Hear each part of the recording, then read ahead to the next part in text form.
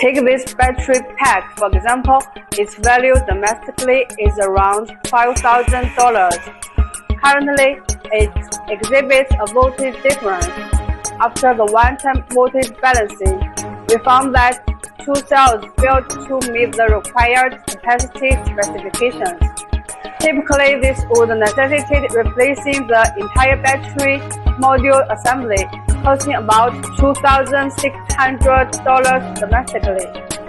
Utilizing our technology and high-precision processes like laser welding, we only need to remove and replace these 2 individual cells with new ones and reweld them. The cost is less than 20% of a new module's price, effectively reducing the client's repair expenses and enhancing reuse efficiency.